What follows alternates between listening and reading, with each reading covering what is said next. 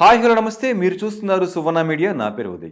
ప్రస్తుతం మనతో పాటు ప్రముఖ న్యాయవాది, అలాగే Telangana Congress party legal cell vice chairman, అంటే స్టేట్ వైస్ చైర్మన్ ఉదయకాంత్ గారు మనతో ఉన్నారు.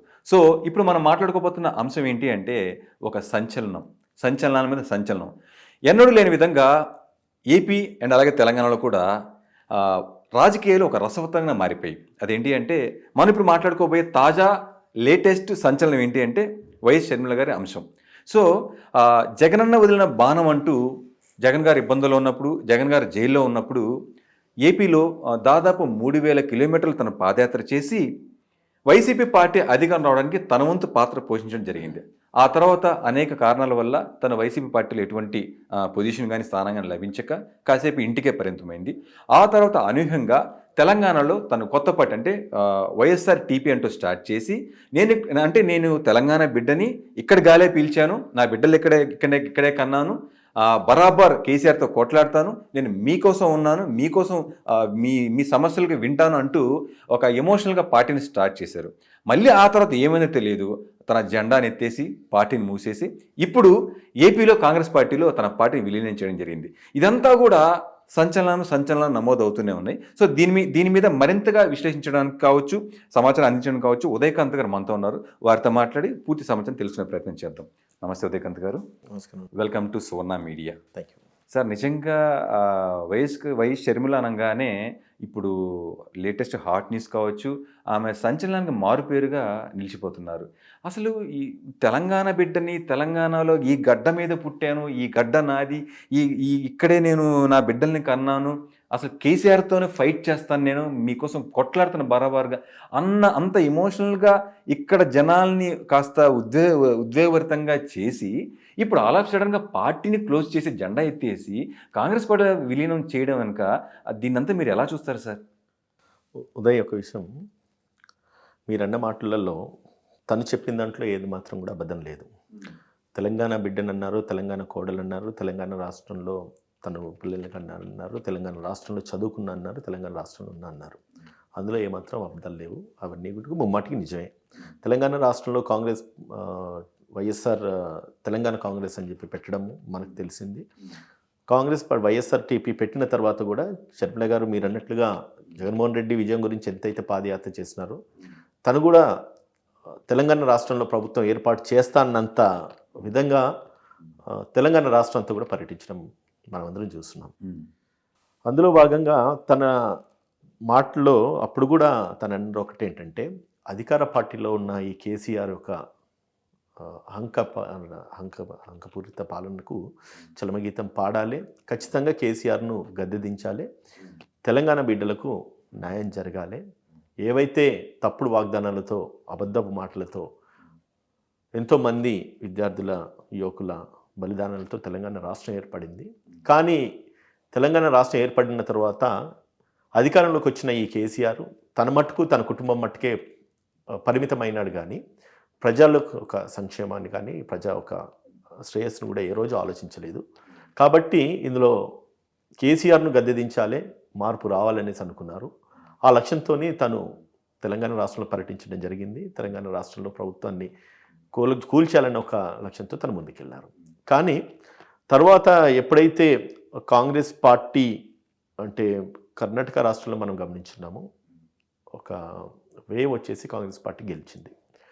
అదేవిధంగా తెలంగాణలో కూడా కాంగ్రెస్ పార్టీ మనగడ కొనసాగే విధంగా సంకేతాలు ఎప్పుడైతే తను గమనించున్నారో తను ఆ రోజు తీసుకున్న నిర్ణయం ఏంటంటే కేసీఆర్ను గద్దెదించాలంటే ఖచ్చితంగా తన శక్తి సామర్థ్యాలు ఎంత మట్టుకు పనిచేస్తేవో లేవో అనేది పక్కన పెడితే, ఒకవేళ తను అన్న మాటలు నేను చెప్తున్నాను, తను పోటీ చేస్తే కనుక తెలంగాణ రాష్ట్రంలో కాంగ్రెస్ పార్టీకి ఓట్లు చీలి మళ్ళీ అవి అటు షిఫ్ట్ అయ్యేసి లేకపోతే వైఎస్ఆర్టీపీకి షిఫ్ట్ అయ్యేసి ఎదిగైతే అధికార పార్టీ వ్యతిరేక ఓట్లు ఏవైతున్నాయో ఇటు షిఫ్ట్ కావడం వల్ల రావాల్సిన ఓట్లు, వ్యతిరేకత ఓట్లు కాంగ్రెస్కు పడాయి. కాబట్టి కాంగ్రెస్ పార్టీయే తెలంగాణ రాష్ట్రానికి కేసీఆర్ని గద్దెదించడానికి ప్రత్యామ్నాయం అవుతుందని ఒక ఆలోచనతోని తను పూర్తిగా విరమించుకొని కాంగ్రెస్ పార్టీకి మద్దతిస్తూ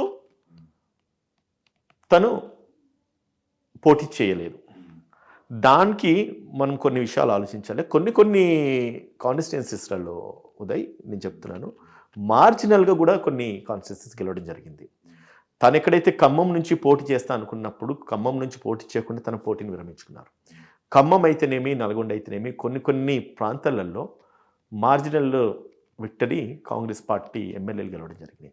ఒకవేళ నిజంగానే తనన్న మాటకు ఒకవేళ మనం ఆలోచించి కొన్ని సామాజిక ఓట్లు కానీ అంటే అట్లీస్ట్ అంటే మతపరంగానే కానీ లేకపోతే ఇంకోటే కానీ ఇప్పుడు ఎస్సీ రిజర్వ్డ్ ఓట్స్ కానీ లేదంటే బీసీ ఓట్స్ కానీ అండ్ తనకున్న క్రిస్టియన్ బ్యాక్గ్రౌండ్కి సంబంధించిన క్రిస్టియన్ ఓట్సే కానీ లేకపోతే రెడ్డి సామాజిక వర్గం ఓట్లే కానీ ఇటువంటి ఓట్లే కావచ్చు, ఓట్లు ఇన్ఫ్లుయెన్సర్సే కావచ్చు, వీళ్ళంతా కూడా ఖచ్చితంగా అంటే రాజశేఖర రెడ్డి గారి మీద ఉన్న గౌరవంతో ఒకవేళ కనుక ఇటువైపు ఓట్లు వేస్తే మళ్ళీ అది అధికార పార్టీకి ఆనాటి బీఆర్ఎస్ పార్టీకి టీఆర్ఎస్ పార్టీకి పాజిటివ్గా ఉండేసి వాళ్ళకు ఫేవర్ జరుగుతుంది. అంటే ఈ ఓట్లు అటు మళ్ళీ స్ప్లిట్ కావడం వల్ల మళ్ళీ వాళ్ళే గెలిస్తే మళ్ళీ తిరిగి అదే అధికారంలోకి వస్తుందన్న ఒక ఆలోచనతోని తను పోటీ నుంచి విరమించుకోవడం మనం గమనించున్నాం. సో కాబట్టి ఏదేమైనప్పటికీ ఆనాడు తను తీసుకున్న నిర్ణయం అయితే 100% సమ్మర్ ద అదర్ వే. ఇక్కడ తెలంగాణ రాష్ట్ర కాంగ్రెస్కి మాత్రం కొంత బెనిఫిట్ అయితే జరిగింది, అందులో ఏమాత్రము సంకేతం డౌట్ లేదు ఉదయ్. అంటే మీరు ఏదైతే ఇప్పుడు మీరు చెప్పారో ఈ స్ట్రాటజీస్ కానీ ఈ నిర్ణయం తను తీసుకున్న నిర్ణయం కానీ మీరు కట్టుబడి ఉంటారా ఈ మాటకి? ఎందుకంటే నెక్స్ట్ క్వశ్చన్ దానికి సంబంధించి ఉంటుంది. దీనికి నిజం అంటారా మీరు? ఇంతే మీరు చెప్పిందా నిజం అంటారా? ఈ మాట కట్టుబడి ఉంటారా మీరు? 100%. ఎందుకంటే మీరు ఆ విధంగా ఇదే నిజమైతే ఈరోజు తను ఏపీలో ఏపీ కాంగ్రెస్ జాయిన్ అవ్వడం వెనుకున్న సేమ్ రీజన్స్ అప్లై కానీ చేస్తే అక్కడ రేపు గెలిచేదెవరు, ఫలితం పొందేదెవరు? జగన్ కాదా? రాష్ట్ర వ్యాప్తంగా ప్రతి రాష్ట్రానికి ప్రతి ప్రజల యొక్క నాడి వేరే విధంగా ఉంటుంది ఉదయ్. మీరు అన్నది నాకు అర్థమైంది. అంటే ఒకవేళ ఈ అధికార పార్టీ వ్యతిరేక ఓట్లు ఏవైతే చీలుతున్నాయో ఈ చీలడం వల్ల అటు రాజశేఖర రెడ్డి మళ్ళా పరోక్షంగా జగనే కదా గెలిచేది, అక్కడ కూడా జగన్మోహన్ రెడ్డికి బెనిఫిట్ అవుతుందా అన్నది అంతే మీ యొక్క క్వశ్చన్ అనేది నాకు అర్థమైంది. కాకపోతే ఇక్కడ పరిస్థితులు స్థితిగతులు వేరు తెలంగాణ రాష్ట్రంలో. ఎందుకంటే తెలంగాణ రాష్ట్రంలో 2014లో టీఆర్ఎస్ బీఆర్ఎస్ పార్టీ అధికారంలోకి వచ్చిన తర్వాత తెలంగాణ రాష్ట్ర ప్రజలను వాళ్ళ పరిపాలనలో ఎంత తెలంగాణ రాష్ట్రం నష్టపోయింది, ప్రజలు ఎంత నష్టపోయినారన్నది మనం చూసుకోవాల్సిన అవసరం ఉంది. కానీ అక్కడికి వెళ్తే 2 పర్యావరణలు ఒకసారి చంద్రబాబు నాయుడు పరిపాలించడం జరిగింది, ఒకసారి జగన్మోహన్ రెడ్డి గారు అధికారంలోకి రావడం జరిగింది. అధికార పార్టీకి ప్రతిసారి వ్యతిరేకత అయితే ఖచ్చితంగా ఉంటుంది. ఆ వ్యతిరేకతను ఈరోజు షర్మిల తీసుకున్న నిర్ణయం కాంగ్రెస్ పార్టీలో జాయిన్ కావడం. సరే, కాంగ్రెస్ పార్టీలో జాయిన్ కావడానికి గల కారణాలు కూడా మనం ఆలోచించాల్సిన అవసరం ఉంది. ఈ మధ్యకాలంలో జరిగిన కర్ణాటక రాష్ట్రంలో జరిగిన ఎలక్షన్ రిజల్ట్స్ కానీ తెలంగాణ రాష్ట్రంలో జరిగిన ఎలక్షన్స్ రిజల్ట్స్ కానీ మనము ఒకటే నేను ఇప్పుడు ఏం చెప్తానంటే కేవలం 5 ఎమ్మెల్యేలతోని తెలంగాణ రాష్ట్రం కాంగ్రెస్ పార్టీ ఉండే.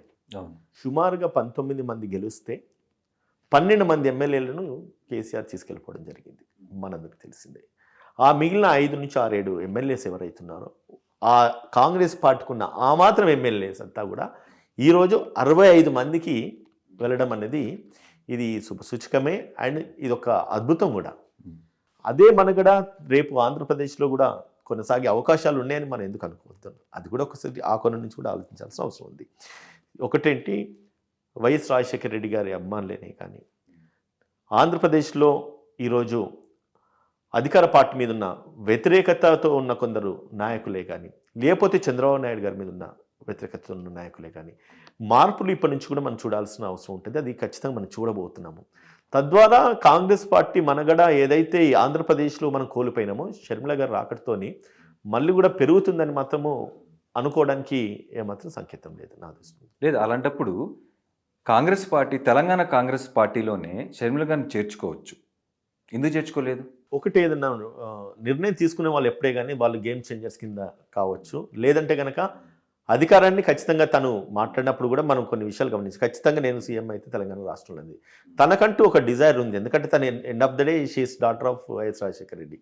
సో కాబట్టి రాజశేఖర రెడ్డి గారి కూతురిగా తను ఏదైతే నిర్ణయాలు తీసుకున్నదో అదే దిశగా తను ప్రయాణించేసి తను విజయం సాధించాలని అనుకున్న ఒక లక్ష్యంతో అదే పట్టుదలతోని తను మీరు అన్నట్లుగా ఒక ఆంధ్రప్రదేశ్లోనే కాదు ఈవెన్ తెలంగాణలో కూడా తను విపరీతమైన అంటే పాదయాత్ర చేసి ప్రతి ఇంటికి వెళ్ళడము ప్రతి గుండెని తట్టడం జరిగింది.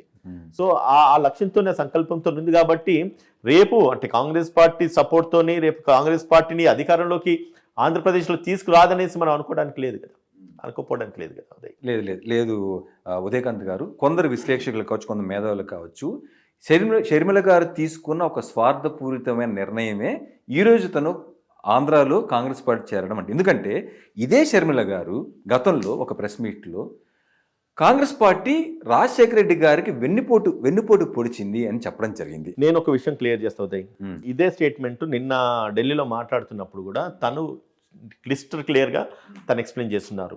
కాంగ్రెస్ పార్టీ హైకమాండ్తోని ప్రముఖులతోని ఎంతో మందితోని విశ్లేషణ చేసిన తర్వాత ఏదైతే ఇన్సిడెంట్ ఏ రకంగా అయితే ముందుకెళ్ళిందో జరిగిందో దాన్ని అన్నిటిని కూడా తాను అంటే అర్థం చేసుకొని తను న్యూట్రలైజ్ అయినట్లుగా కూడా తను తెలియజేసినారు. సో అటువంటి అపోహలు ఏమైనా మనుషుల ఆలోచనలు ఉంటే కూడా తొలగించాల్సిన అవసరం ఉందని కూడా తను చెప్పడం జరిగింది.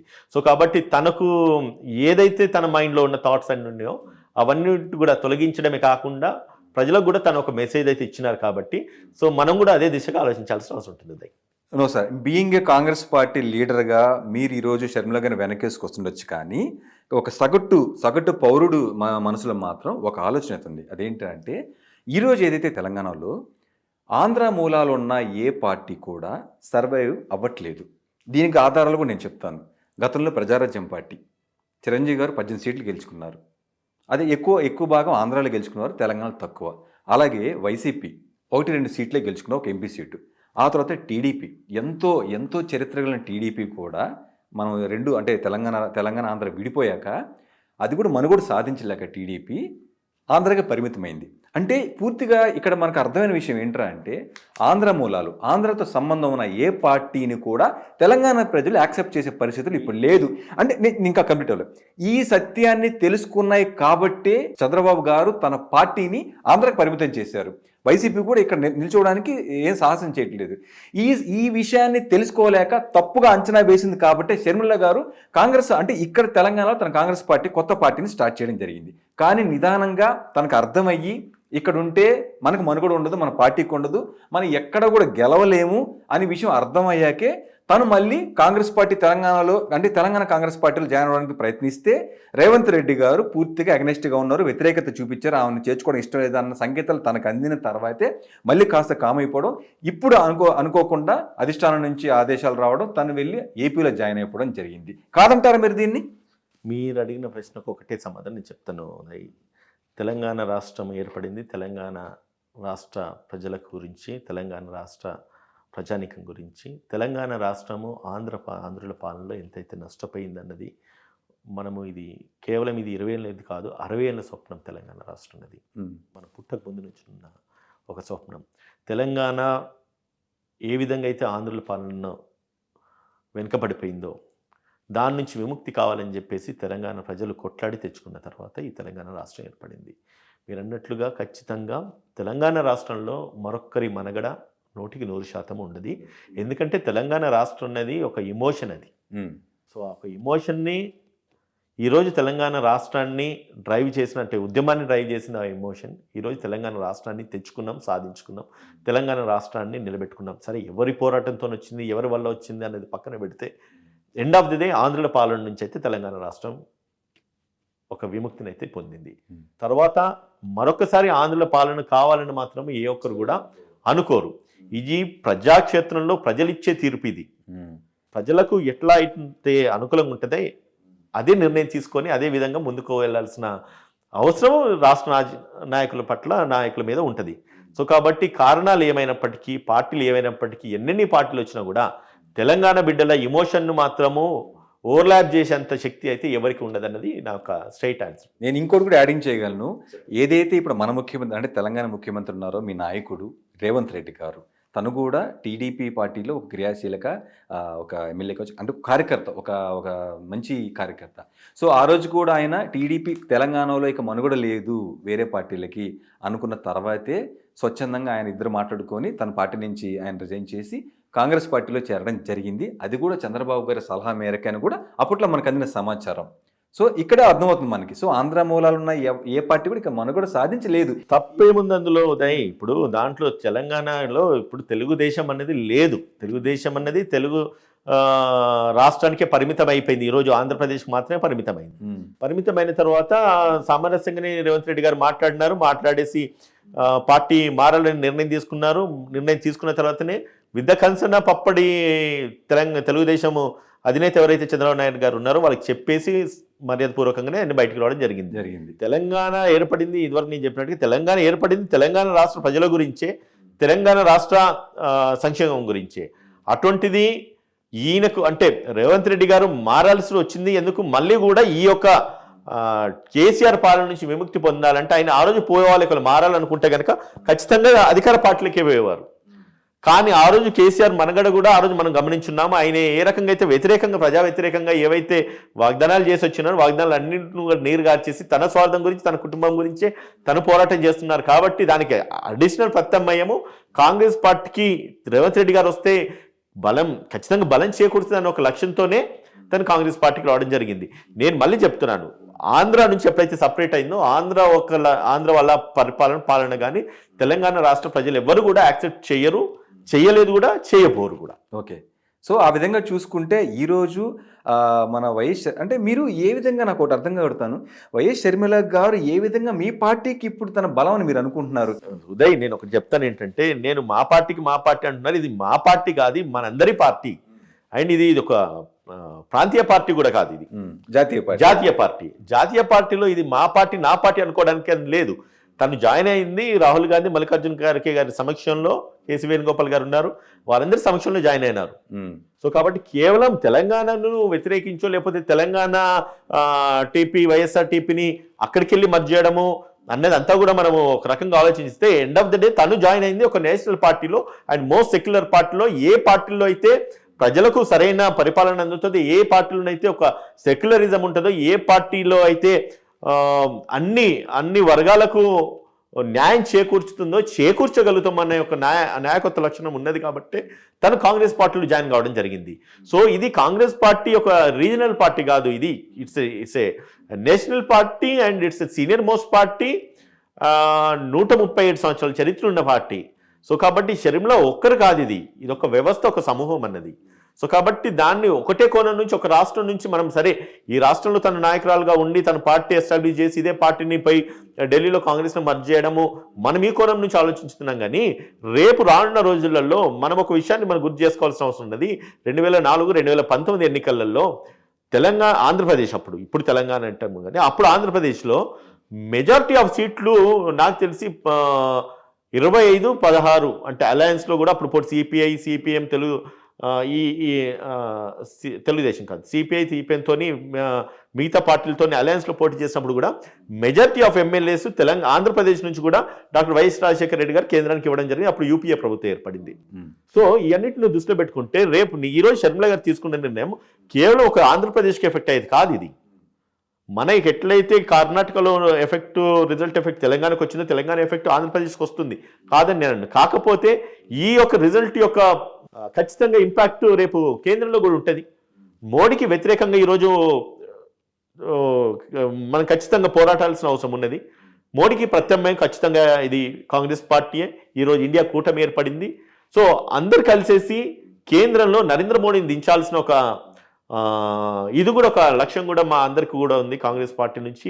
అండ్ అన్నిటికంటే ఎక్కువ నేను నేను విన్నాను, తన తండ్రి గారి స్వప్నం రాహుల్ గాంధీ గారిని ప్రధానిగా చూడాలన్నది. తను ఈరోజు కాంగ్రెస్ పార్టీలో రావడం గల కారణం వైఎస్ రాజశేఖర రెడ్డి గారు లెగసీ తను కీపప్ చేయాలని ఒక లక్ష్యంతో.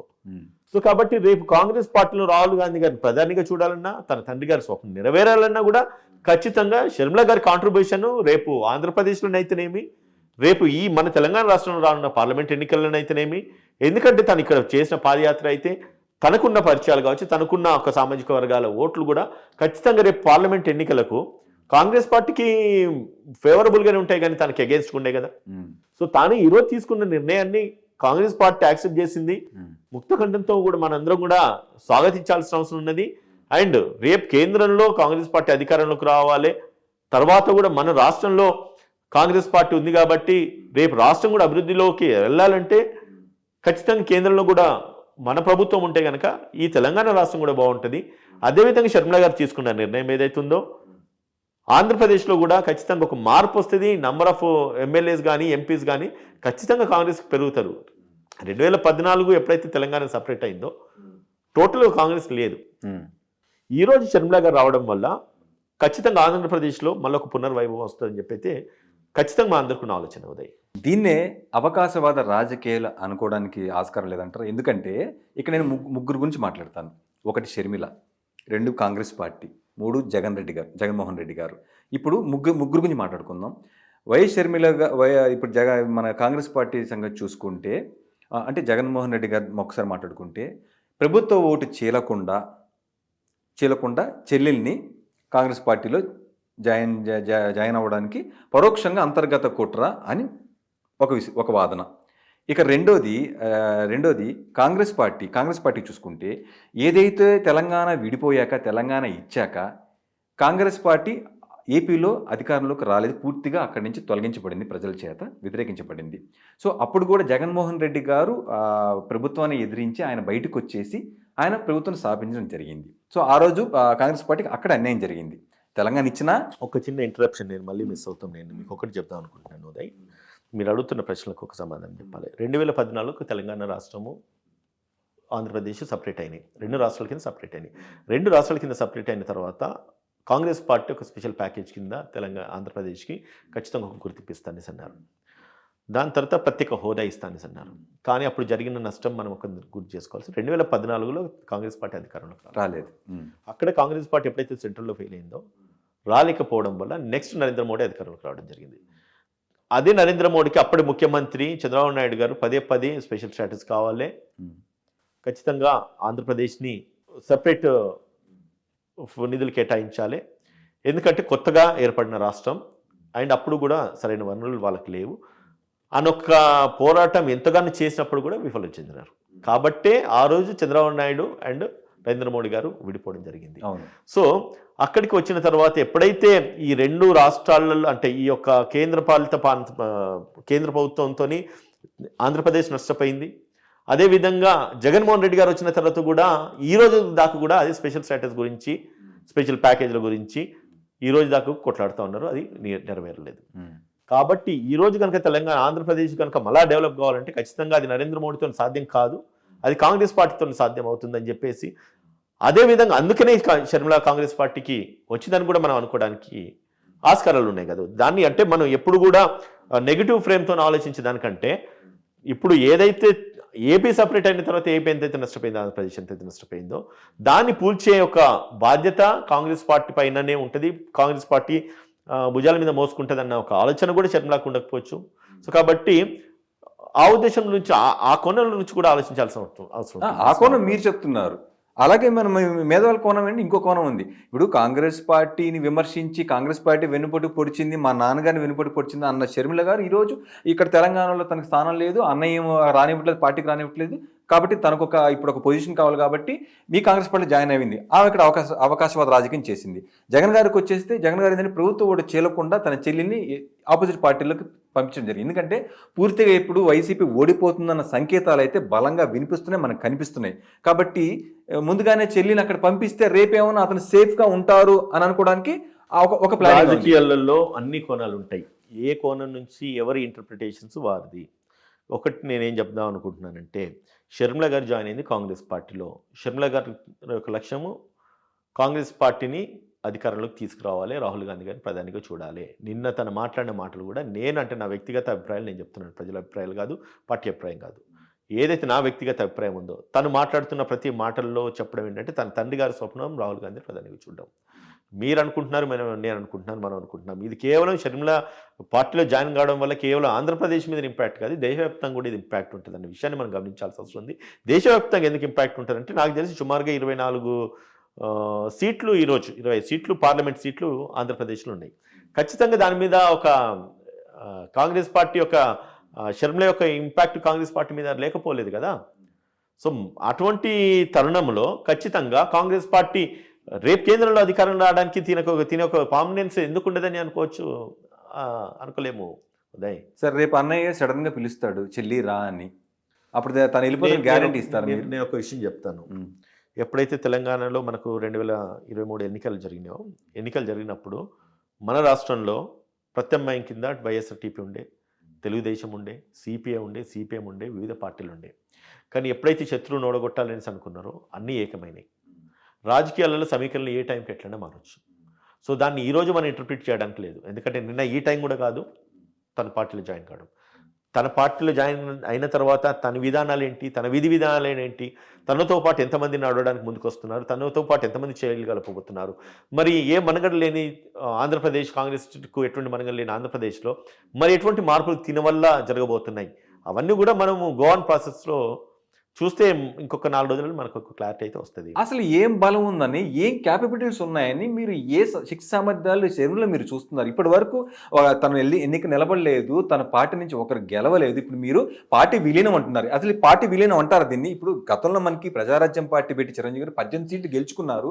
ఆ తర్వాత కాంగ్రెస్ పార్టీ విలీనం చేశారు పార్టీని మొత్తం. ఆ ఎమ్మెల్యేలంతా అక్కడ చేరడం జరిగింది. దాన్ని పార్టీ విలీనం అంటారు. అసలు షర్మిల గారు పార్టీ ఎన్నికలకు వెళ్ళలేదు. పార్టీ విలీనం ఎలా అంటారు? పార్టీలో జాయిన్ అయిందంటే కరెక్ట్, కానీ ఇది పార్టీ విలీనం ఎలా అవుతుంది?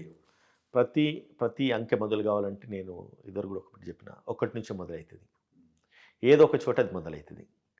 మొదలయ్యే సమయం ఆసనం కావచ్చు. ఇప్పుడు ఆంధ్రప్రదేశ్లో ఖచ్చితంగా కాంగ్రెస్ మనుగడ కొనసాగాల్సిన అవసరం ఉంది. అది షర్మిల నుంచే మొదలు కావచ్చు. దాని తర్వాత ముందు ఎట్లా జరుగుతుంది ఏంది అప్పుడు ఆలోచించుదాము. ఇప్పుడే మనము దాన్ని రాంగ్ వేలు ఇంటర్ప్రిట్ చేసుకొని అసలు ఎమ్మెల్యేలు లేరు, అసలు పార్టీ లేదు అనుకోవడానికి లేదు కదా. ఇప్పుడు పార్టీ లేదనంటే కాంగ్రెస్ పార్టీ ఉంది. కాంగ్రెస్ పార్టీ ఏమి లేకుండానే రాజశేఖర రెడ్డి గారు 2014లో అంత తంపింగ్ మెజార్టీతో 175, 180 సీట్లతో కాంగ్రెస్ పార్టీ ఏపీ తెలంగాణలో అప్పుడు ఫామ్ అయిందా? ఏమి లేకుండానే కేంద్రంలో 42 మంది ఎంపీలను ఇచ్చిండ్రా. కాంగ్రెస్ పార్టీకి ఉంది. షర్మిల గారికి ఏముందంటే తన తండ్రి గారి యొక్క లక్ష్యాన్ని నెరవేర్చుకోవడానికి అని చెప్పేసి రాజశేఖర రెడ్డి కూతురుగా తను ముందుకు వస్తా ఉన్నారు. సరే, అది కాంగ్రెస్ పార్టీ నుంచి వస్తున్నారా లేకపోతే వైఎస్ఆర్డీపీ నుంచి తెలంగాణకు వచ్చినారా అనేది పక్కన పెడితే, ఈ రోజు కాంగ్రెస్ కు ఆంధ్రప్రదేశ్లో బలం చేకూర్చాల్సిన అవసరం ఉన్నది. అది రాజశేఖర రెడ్డి గారి కూతురుగా తను షర్మిల వల్ల సాధ్యమని చెప్పేసి అనుకొని వచ్చినారు. అండ్ షర్మిల గారు ఒక్కరే కాదు అక్కడ పోయింది. షర్మిల గారితో రేపు ఒక సమూహం కూడా, కాంగ్రెస్ పార్టీ సమూహం కూడా రానందని చెప్తా ఉన్నాను కదా ఉదయ్. ఇప్పుడు ఏదైతే మనము వైఎస్ఆర్ కాంగ్రెస్ నుంచి అయితేనేమి లేకపోతే తెలుగుదేశం నుంచి అయితేనేమి ఎంతోమంది వ్యతిరేకులు ఎంతోమంది ఉన్నారు. అండ్ కాంగ్రెస్ పార్టీ సింపథైజర్స్ ఉండొచ్చు, రాజశేఖర రెడ్డి గారి సింపథైజర్స్ ఉండొచ్చు, లేకపోతే రాజశేఖర రెడ్డి గారి ఫాలోవర్స్ ఉండొచ్చు, లేకపోతే షర్మిల గారి ఫాలోవర్స్ ఉండొచ్చు, ఎంతమంది ఉండొచ్చు. వాళ్ళందరూ కూడా ఖచ్చితంగా రేపు ఆంధ్రప్రదేశ్ రాష్ట్రానికి బలం చేకూర్చుతారు కదా. నేను ఒకటే కోణం నుంచి చూడకండి. ఇది రాష్ట్ర రాజకీయాల గురించి ఆలోచించేసి వచ్చిన నిర్ణయం కాదు. అండ్ రాష్ట్ర రాజకీయాల శ్రేయస్సు గురించి అనేది కాదు. 2 విధాలుగా మనం ఆలోచించాలి. రాష్ట్ర రాజకీయాల శ్రేయస్సు ఒక వంతు అయితే, కేంద్రంలో అధికారంలోకి కాంగ్రెస్ పార్టీ రావాల్సిన అవసరం ఉంది, రాహుల్ గాంధీ గారు ప్రధాని కావాల్సిన అవసరం ఉంది. దానికి అన్ని పార్టీల నుంచి అందరి నుంచి సపోర్ట్ చేకూర్చాల్సిన అవసరం ఉంది. రేపు మరి రానున్న ఎన్నికల్లో సమీకరణలు ఏ విధంగా మారుతాయి అనేది కూడా మనం వేచి చూడాల్సి వస్తుంది. సార్, ఒక్కసారి మనం తెలంగాణ ఎన్నిక, ఆంధ్ర ఎన్నికలు అంటే ఇక్కడ వాతావరణం ఒకసారి మాట్లాడుకుందాం. తెలంగాణలో మనకి ప్రధానంగా 3 పార్టీలు అధికారంలో ఉండేదేమో టీఆర్ఎస్ ఉన్నింది మన ఈ ఎన్నికలకు ముందు. సో ప్రత్యామ్నాయంగా బీజేపీ చాలా ఫామ్లో ఉన్నింది. అనూహ్యంగా బీజేపీ తగ్గిపోవడం కొన్ని కారణాల వల్ల ఉన్నట్టుండి కాంగ్రెస్ ఒక్కసారి కెరటంలా పైకి లేచింది. ఆ తర్వాత ఆ లేచిన కెరటం లేచి ఈరోజు ప్రభుత్వాన్ని స్థాపించేంత దూరం వచ్చేసింది. ఓకే, ఇక్కడ ఏంటంటే టీఆర్ఎస్ యొక్క వ్యతిరేకత బాగా పనిచేసింది. దట్టు మీ కాంగ్రెస్ని మీరు రేవంత్ రెడ్డి గారు వచ్చేసి ఆయన మార్క్ చూపించడం జరిగింది, మీరు అధికారంలోకి వచ్చారు. ఈ విధంగా చూసుకుంటే ఇప్పుడు మనం ఏపీకి వెళ్దాం. కాసేపు ఏపీకి వెళ్తే సేమ్ ఇక్కడ కూడా ప్రభుత్వ వ్యతిరేకత ఎన్నడూ లేని విధంగా, ఎప్పుడు లేదు ఇంత వ్యతిరేకత. ఒక నాయకుడి మీద ఇలా మాట్లాడడం కానీ, జనాలు అంత ఓపెన్గా మాట్లాడడం కానీ, అంత నెగిటివిటీ ఎప్పుడు లేదు. అది మన జగన్మోహన్ రెడ్డి గారి ప్రభుత్వం మీద ఉంది. ఇక్కడ ప్రత్యామ్నాయం మనకి ఏం కనపడుతుంది? టీడీపీ కనపడుతుంది. దానికి మీరు రీసెంట్గా చూస్తే మన 2-3 రోజుల పరిణామాలు చూస్తే వైసీపీ నుంచి వలసలు స్టార్ట్ అయిపోయింది. సి రామచంద్రరావు గారు కావచ్చు, దాడి వీరభద్రరావు కావచ్చు, అండ్ అలాగే విజయసాయిరెడ్డి గారి బంధువులు కూడా పార్టీలో జాయిన్ అయ్యారు.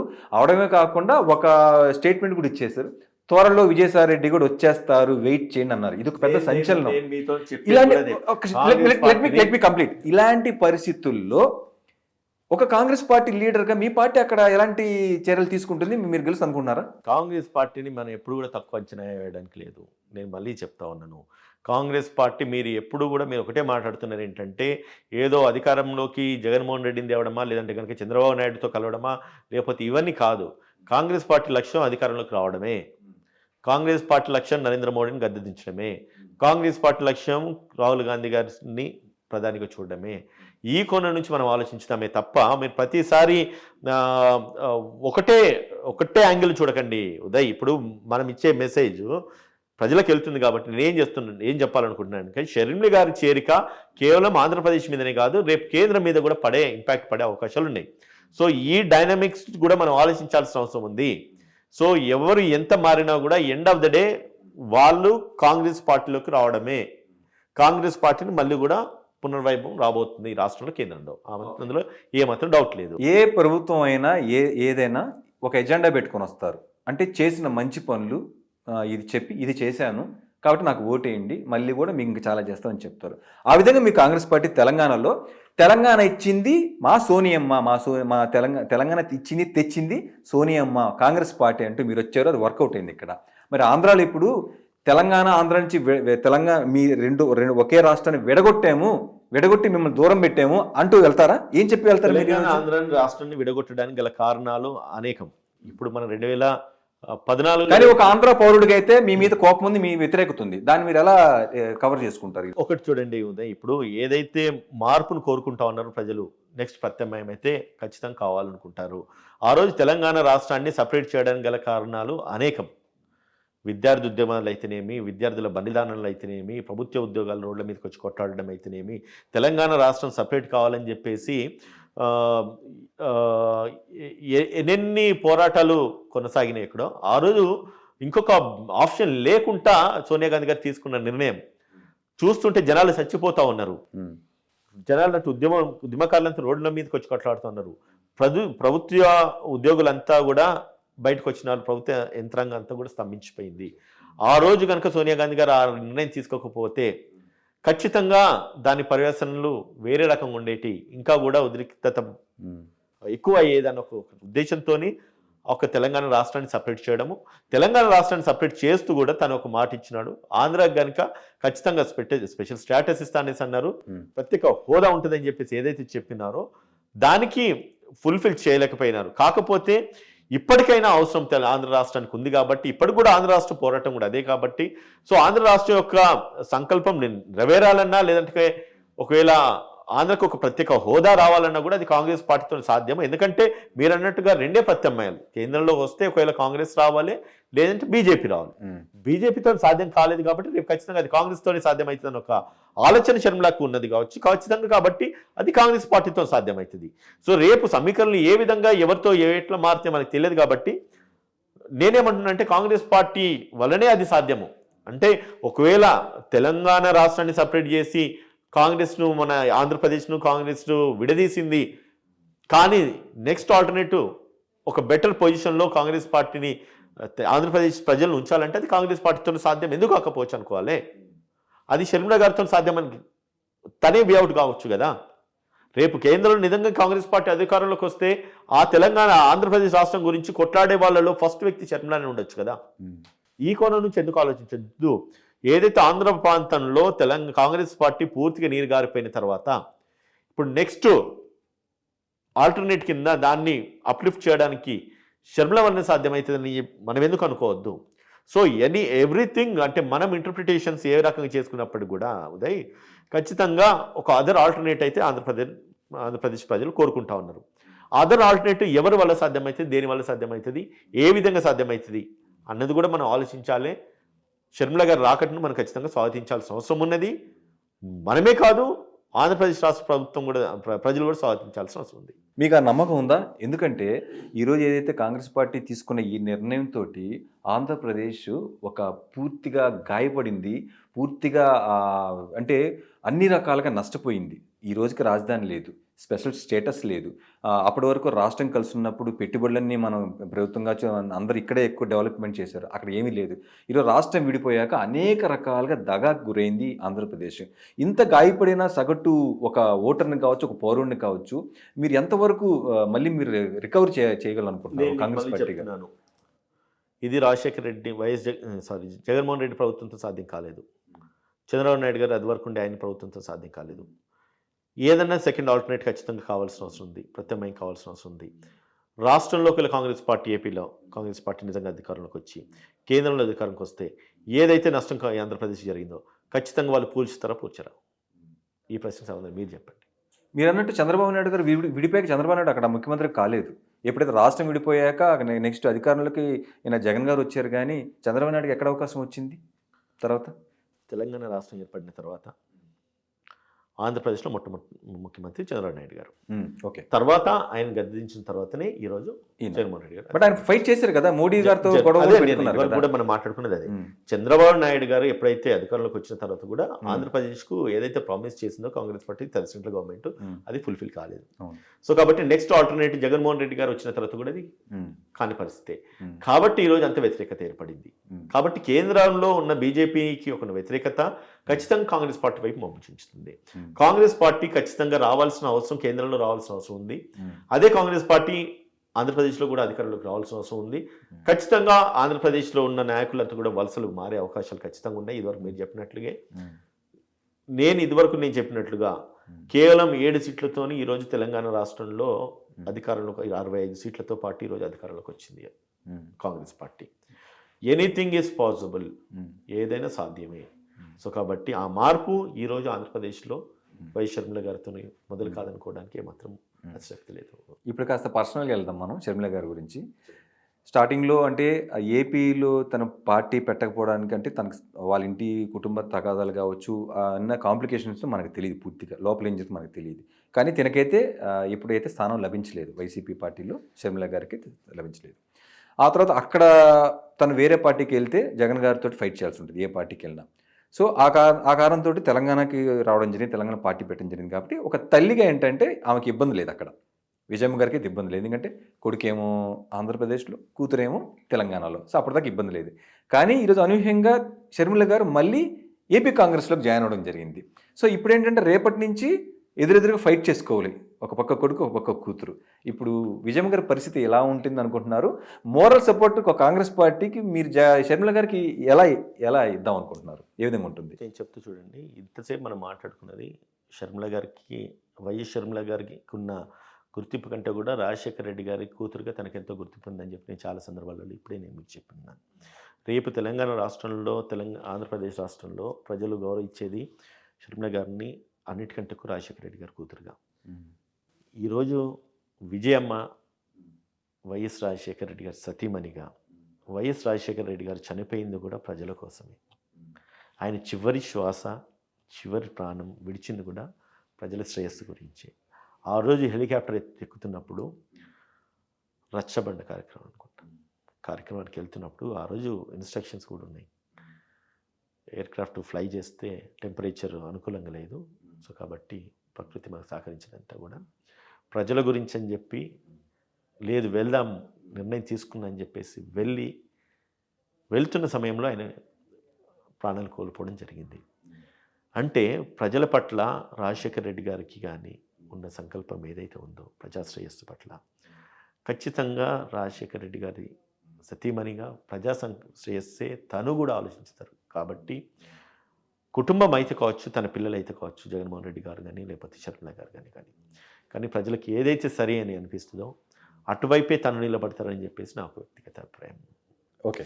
Being a Congress party leader, YCP party leader అయిన జగన్మోహన్ రెడ్డి గారి మీద మీ స్టాండ్ ఏంటి, మీ ఒపీనియన్ ఏంటి? వన్ థింగ్, ఇప్పుడు తెలంగాణ రాష్ట్రం సపరేట్ అయ్యింది, ఆంధ్రప్రదేశ్ సపరేట్గా ఏర్పడింది. జగన్మోహన్ రెడ్డి గారు అన్నిటికంటే ముఖ్యం, మళ్ళీ అది చెప్తున్నాను నేను, రాజశేఖర రెడ్డి గారు తనయుడే. ఓకే. రాజశేఖర రెడ్డి గారి మీద ఉన్న అభిమానము ఎప్పటికీ పోదు. రాజశేఖర రెడ్డి గారు 2004లో తను ప్రభుత్వం ఏర్పాటు చేసినారు, 2009లో బంపర్ మెజారిటీతో గెలిచినారు. అప్పటి మా కాంగ్రెస్ పార్టీ నాయకులు రాజశేఖర రెడ్డి గారి తనయుడిగా జగన్మోహన్ రెడ్డి గారిని నేను కూడా వ్యక్తిగతంగా ఖచ్చితంగా అభిమానిస్తున్నాను, అందులో ఏమాత్రం డౌట్ లేదు. ప్రజాక్షేత్రంలో ప్రజాపాలన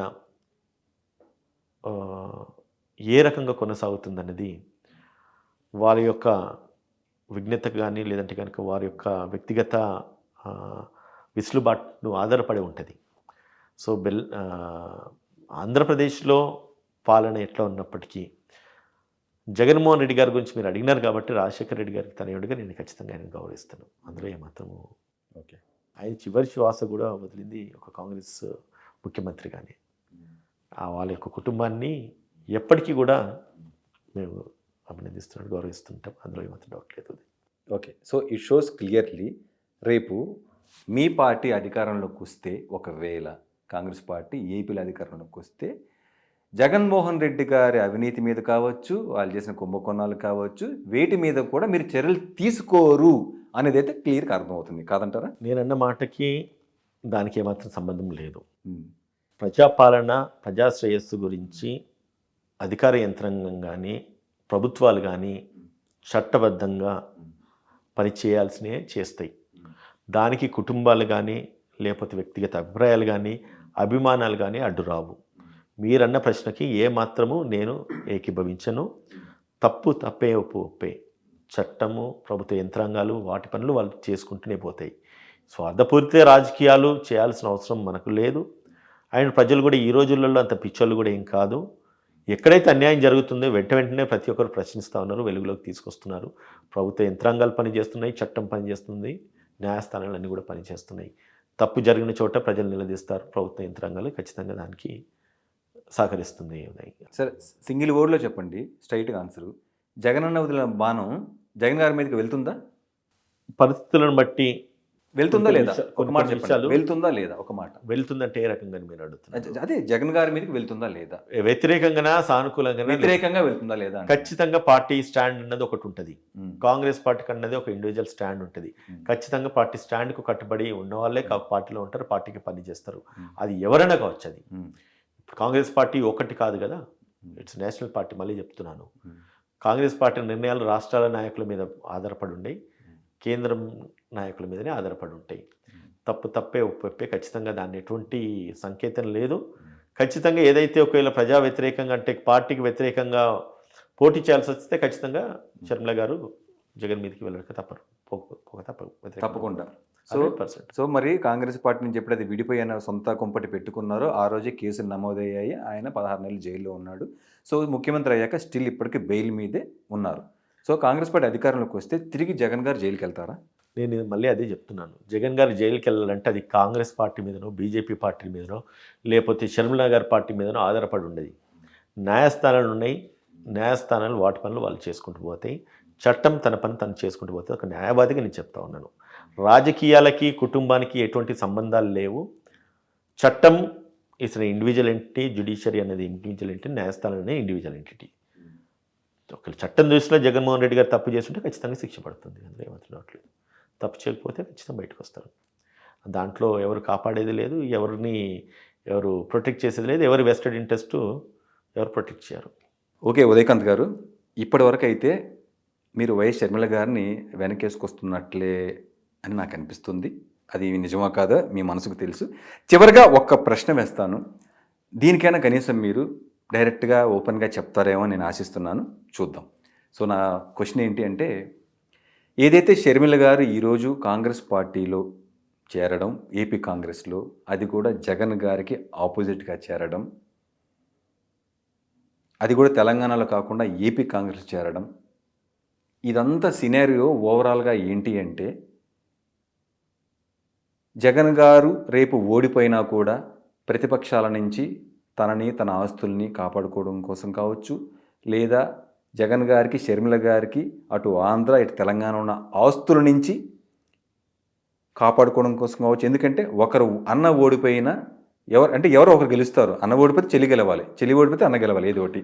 సో ఆ విధంగా ఆస్తులను కావచ్చు, వాళ్ళని కావచ్చు, పూర్తిగా కాపాడుకునే దాంట్లో భాగంగా వేసిన ఒక మాస్టర్ ప్లానే షర్మిల గారు కాంగ్రెస్ పార్టీ చేరడం అని నేను అంటాను. మీరే ఉంటారు. ఒకటి చూడండి, చాలా మంది చాలా విధాలుగా అనుకుంటారు, చాలా మంది చాలా విధాలుగా మాట్లాడుతున్నారు. మీరు అన్నట్లుగా అక్కడ కేవలం ఒక షర్మిల గారి పార్టీ లేదంటే కనుక వైఎస్ జగన్మోహన్ రెడ్డి గారి పార్టీ లేదు. అక్కడ పవన్ కళ్యాణ్ గారి పార్టీ ఉంది, బీజేపీ ఉంది, తెలుగుదేశం ఉంది. ఎవరెక్కడ గెలిచినా ఎవరెక్కడ గెలుస్తారని నమ్మకం అయితే గ్యారంటీగా లేదు. అది అంతా కూడా అన్సర్టన్ ఈవెంట్స్. ఇప్పుడు అక్కను కాపాడుకోనికి అన్నను కాపాడుకొని చెల్లి వచ్చిందా, చెల్లిని కాపాడుకోవడానికి అన్నున్నాడా, లేకపోతే వాళ్ళ ఆస్తులు కాపాడుకోవడానికి అనేది కాదు. నేను చెప్పేది ఏంటంటే, Congress party secular party, Congress party లక్ష్యము కాంగ్రెస్ పార్టీ ప్రజల శ్రేయస్సు గురించి అని చెప్పేసి ముందుకు వస్తూ ఉన్నది. తను ఒక ఇండివిజువల్ పార్టీ పెట్టుకోలేదు. మీరు మళ్ళీ అక్కడికి వెళ్ళకండి ఉదయ్. నేను తన ఇండివిజువల్ పార్టీ పెట్టుకోలేదు, తను ఒక కాంగ్రెస్ పార్టీలో తను చేరినారు. తనకు కూడా కాంగ్రెస్ పార్టీకి హైకమాండ్ ఉంటుంది, కాంగ్రెస్ పార్టీ నిర్ణయాలు కూడా ఏమున్నా కూడా పైనుంచి జరుగుతాయి, ఒకరినొకరు కాపాడుకోవడానికి అనేది కాదు. ప్రజల శ్రేయస్సు గురించి అని చెప్పేసి కాంగ్రెస్ పార్టీ ఉంది, కానీ ఈ కుటుంబ పాలన లేకపోతే ఈ అన్నను చెల్లిని అన్ని కాపాడుకోవడానికి అనేది కాదు ఉదయ్. ఆ ఫోబియా నుంచి మీరు బయటికి రండి. మీ ప్రజలకు కూడా రాంగ్ మెసేజ్, రాంగ్ సంకేతాన్ని మాత్రం ఇవ్వకండి. నేను మళ్ళీ చెప్తున్నాను, రాహుల్ గాంధీ గారిని ప్రధానిగా చూడాలన్న ఒక లక్ష్యమే కాంగ్రెస్ పార్టీ ధ్యేయము. దానికి ఎంతమంది ముందుకు వచ్చినా కూడా ఖచ్చితంగా కాంగ్రెస్ పార్టీ స్వాగతిస్తుంది. ఖచ్చితంగా కాంగ్రెస్ పార్టీ ప్రజల శ్రేయస్సు గురించి శ్రేయస్సు కోరుకొని ముందుకెళ్తా ఉన్నది. బీజేపీని మతతత్వ రాజకీయాలని గద్దెదించాలంటే అది కేవలం కాంగ్రెస్ పార్టీతోనే సాధ్యము. సో కాబట్టి ఎంతమంది వచ్చినా కూడా కాంగ్రెస్ పార్టీ 100% దాన్ని స్వాగతిస్తుంది. ఖచ్చితంగా ఆంధ్రప్రదేశ్లో కూడా కాంగ్రెస్ పార్టీ అధికారంలోకి వచ్చే దిశగా కాంగ్రెస్ పార్టీ హైకమాండే కావచ్చు, ఈరోజు కాంగ్రెస్ పార్టీ ఆంధ్రప్రదేశ్ నాయకులే కావచ్చు, రేపు మా తెలంగాణ రాష్ట్రం నుంచి కూడా నాయకులు, పక్క రాష్ట్రమే తెలుగు రాష్ట్రమే కాబట్టి ఖచ్చితంగా బలం చేకూర్చే విధంగా మేమందరం కూడా ముందుకెళ్తాము. అందులో ఏమాత్రం డౌట్ లేదు. సార్, మీరు చెప్పిన దానికి మీరు అలా మాట్లాడితే మీ తెలంగాణలోనే షర్మిల గారిని చేర్చుకోవాల్సింది, మీరు ఇక్కడ చేర్చుకోలేదు. ఇంకోటి కూడా ఆల్టర్నేటివ్ లేకే ఈరోజు ఏపీ కాంగ్రెస్ షర్మిల గారు చేరారని క్లియర్ అర్థమవుతుంది. ఎందుకంటే అక్కడ 3 పార్టీలు ఉన్నాయి. ఒకటేమో వైసీపీ, అన్న చేర్చుకోలేదు. ఇంకోటేమో టీడీపీ, దాంట్లోకి వెళ్ళలేరు. ఇక మిగిలింది ఏ party sir? Congress party. Party ఏమైనప్పటికీ, వ్యక్తులు ఎవరైనప్పటికీ ప్రజలు లేని పార్టీలు లేరు, ప్రజలు లేని నాయకులు లేరు.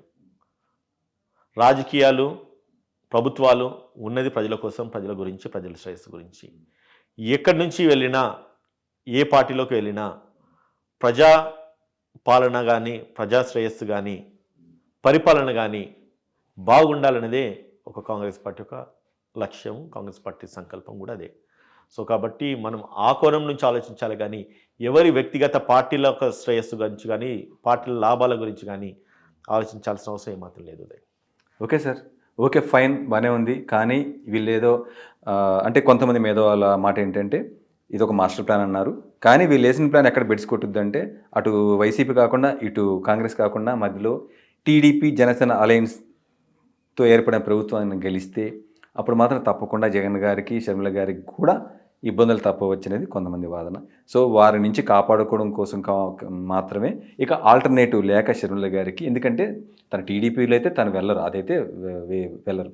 సో కాబట్టి ఆల్టర్నేటివ్ లేకే కాంగ్రెస్ని ఎంచుకున్నారనేది అయితే చాలామంది మేధావులు అయితే వాదన. ఉదయ్, ప్రజాక్షేత్రంలో ప్రజలు ఏం తీర్పిస్తారో ప్రజల యొక్క తీర్పు గురించి మనం వేచి చూడాల్సి వస్తుంది. అంత మించి మనం ఇప్పుడే దాని మీద అంటే కామెంట్ చేసుకోవాల్సిన అవసరం ఏమాత్రం లేదు. లెట్స్ సీ ఉదయకాంత్ గారు, చూద్దాం నిజంగా. ఎందుకంటే ఇక్కడ చాలామంది అందరూ కూడా మనం ఎవరిని చూసుకున్నా, అటు వైసీపీ కావచ్చు, ఇటు షర్మిల గారు కావచ్చు, అటు కాంగ్రెస్ కావచ్చు, అటు టీడీపీ జనసేన కావచ్చు, ఎవరికి వారు అందరూ మాస్టర్ ప్లాన్సే వేశారు. సో ఫైనల్గా అంటే అంతిమంగా ప్రజలు ఏ తీర్పిస్తారో మనం ఫ్యూచర్లో చూడబోతాం. ప్రజలు ప్రజాపాలన కోరుకుంటున్నారు. ప్రజాపాలనను కాంగ్రెస్ పార్టీ ఖచ్చితంగా అందజేస్తుంది. అదే మాకు లక్ష్యము. మీరు ఎటువంటి మాస్టర్ ప్లాన్స్ చేసినా కూడా ప్రజలు పిచ్చోళ్ళు కాదు. ఇదివరకు లెక్కలు లేరు ప్రజలు. ఎందుకంటే క్షేత్రస్థాయి నుంచి నేను రాజకీయాలు చూస్తున్నాను కాబట్టి నేను ఒకటి చెప్తాను ఏంటంటే ఉదయ్, ఖచ్చితంగా ప్రజల తీర్పే అంతిమం. ప్రజల తీర్పును మనందరం కూడా స్వాగతించాలి. అన్నిటికంటే ముఖ్యంగా మళ్ళీ చెప్తున్నాను, ప్రజలు పిచ్చోళ్ళు కాదు. అన్నిటిని ఆలోచించేసి వాళ్ళు వారి యొక్క తీర్పుని ఇస్తారు. వారి తీర్పును మనం స్వాగతించాలి. ఎస్, నేను కూడా అదే అంటున్నాను సార్. ప్రజలు పిచ్చివారు కాదు, వారికి అన్నీ తెలుసు. ఓకే ఉదయకాంత్ గారు, థ్యాంక్ యూ సో మచ్ అండి. సో మన స్టూడియోకి వచ్చి మీరు ఈరోజు షర్మిల గారి ఇష్యూ కావచ్చు, అలాగే ఫ్యూచర్లో ఏపీలో ఒక రాజకీయ సమీకరణాలు కావచ్చు, స్ట్రాటజీస్ కావచ్చు, మీ పార్టీ గురించి కావచ్చు, మీరు పూర్తిగా మీ విశ్లేషణ చాలా చక్కగా అందించారు. ధన్యవాదాలు.